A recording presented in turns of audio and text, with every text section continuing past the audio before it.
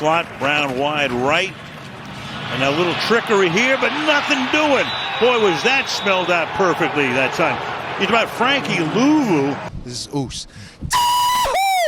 Oos, the head of the table, the tribal chief, Frankie Luvu, whatever you want to call him. This man has many names. He came to the Washington Commanders last year and turned this defense up. From Samoa to Washington State to going undrafted and signing with the New York Jets to Carolina and now to Washington, Frankie Luvu seems to have found his home here in D.C. And although he had a really good first year with the Washington Commanders, I expect this year to be 10 times better due to the simple fact that he's going to be asked to do a lot more. Let's talk about it. The way that we live is not for everybody. Nah, that ain't it, y'all. How do you think the rest of Jaden Daniels' career is going to go? If we're, 6, 7 games into Jaden Daniels' career, and he's already milking injuries? Like, stop saying my name, you dick riding bastard.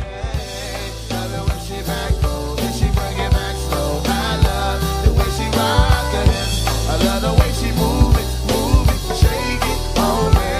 When she cry for him, and shawty is the winner. You can tell that shawty love again now, she's confident.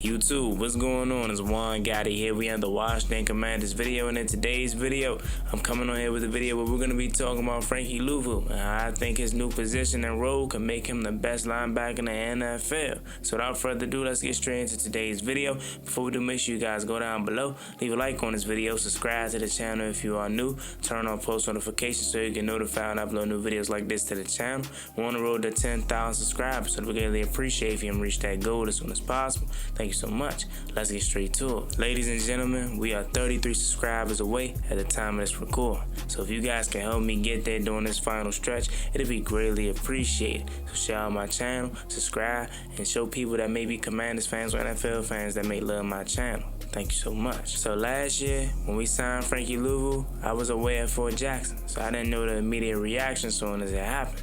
Once I came back home, I found out that a lot of people really didn't know what to expect out of Frankie Luvu. So that being said, a lot of fans weren't really high on the move at first. You fast forward to present day, and Frankie Luvu is one of the most liked Washington Commanders players on the team currently.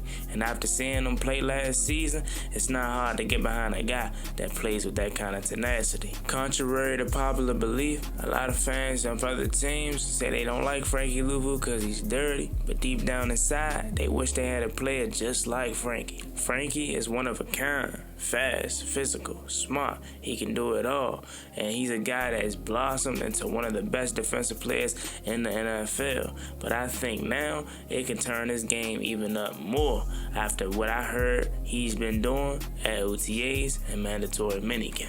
Ryan Kerrigan, one of the best edge rushers in Washington Commander football team Redskin history, is now officially working one-on-one with Frankie Luvu as a pass rusher. Now this is big for many reasons because it answers a lot of questions that I tried to answer to the fan base. But now that Frankie Luvu is working with Ryan Kerrigan, I think you guys are going to understand and believe me from what I was saying months ago. Now what am I referring to? Months ago I stated that the Washington Commanders may just be relying on what they have.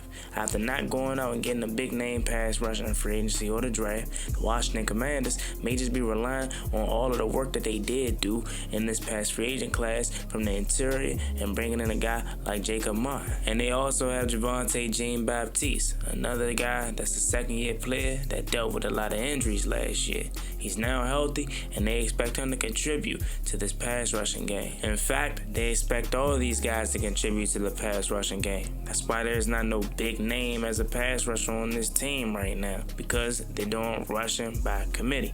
And whether it's 17 sacks by one player or 17 sacks by a whole defense, it doesn't make a difference to me. Just go get the quarterback. And that's why you insert Frankie Luvu as a pass rusher. Yes, Frankie Luvu played primarily as a stand-up linebacker last year, but he was 2 sacks away from having a double-digit sack season. Frankie Luvu rushed off the edge at times and was very, very good at it. Now you bring a guy like Joe McGee, who they have high expectations for. He can take over the Frankie Luvu role next to Bobby Wagner, and Frankie Luvu could worry more all about rushing after the quarterback and getting them sacks. Now looking back at Frankie Luvu, what's one of the things that made you fall in love with him as a player last year? I can answer that question for you. It's how violent, how physical, and how free he played at the linebacker position. And I think that's when he's at his best, when he doesn't have to worry about zone coverage. He don't got to worry about spying this quarterback. He don't got to worry about picking up this slot receiver or tight end on the drag route. He just going and getting the quarterback and being the enforcer in the run game is when he's at his best. That's why I think moving him to a primary pass rush position is going to be absolute perfect. That being said, though, I'm not saying Frankie Luvu can't cover, because he can. He's one of the most athletic linebackers on our team.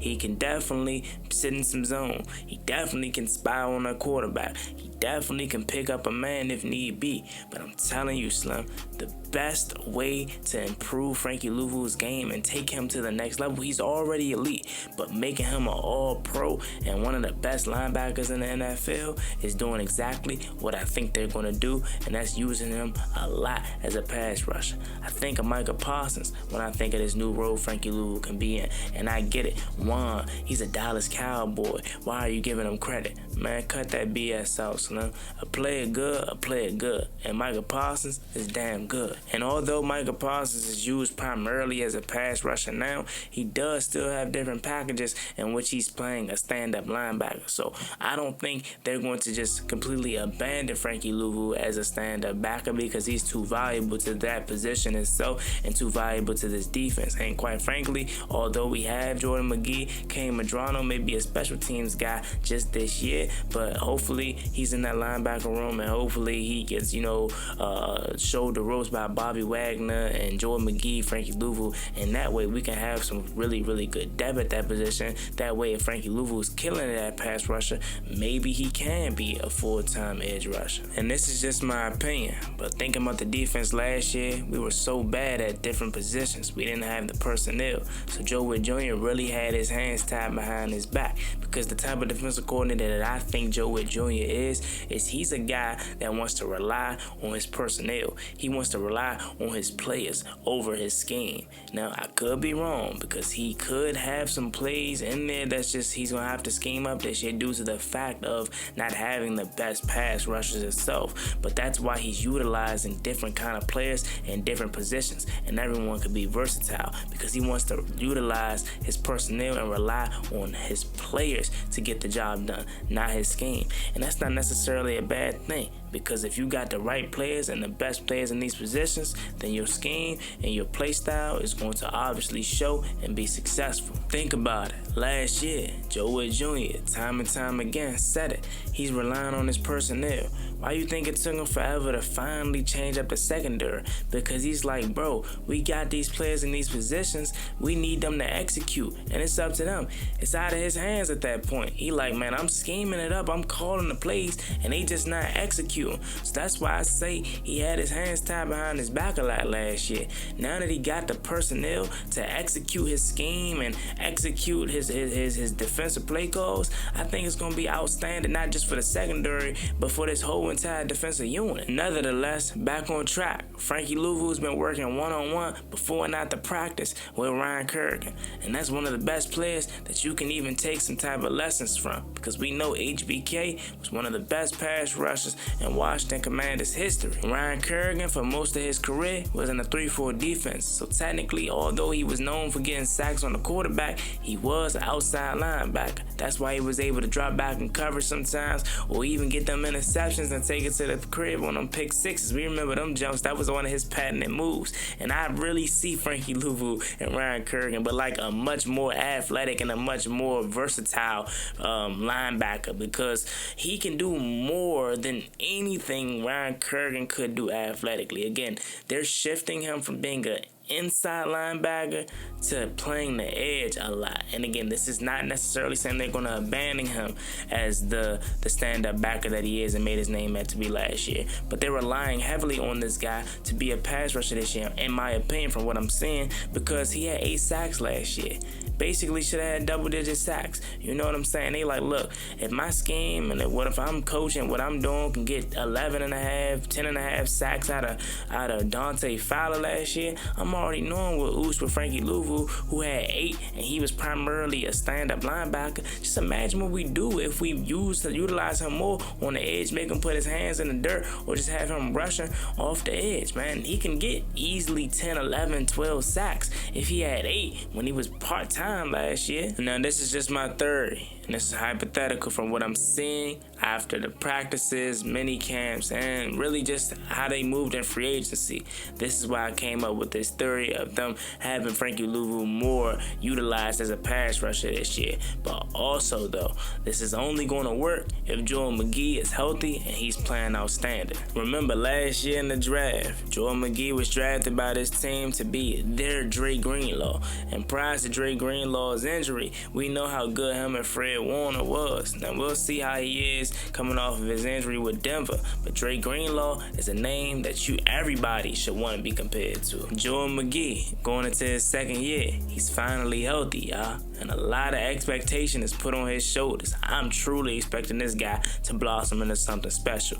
Adam Peters took a chance on him and immediately compared him to one of his 49er guys. And that's high praise if you ask me. From the physicality to the speed to the athleticism that he possessed, Joel McGee got it all, man. He just got to stay healthy. And being in a room with Bobby Wagner and Frankie Luvu, that's going to help him play to the next level. And if we really want to see this defense take a real elite leap, he's going to be a guy that's going to have to stand out and play good in his second year. And like I said before, Joel McGee being healthy is not just only good for his personal gain and confidence, but it's in the best interest of this defense, because him being healthy allows this defense to do a lot more, like utilize Frankie Luvu as a pass rusher. Now again, Luvu is not just going to only play that position, he's going to be utilized as a chess piece. But if Joel McGee is hurt and he's not on the field, that's going to force Frankie Luvu to have to just play stand-up linebacker next to Bobby Wagner. And as we seen last year, that's not too bad,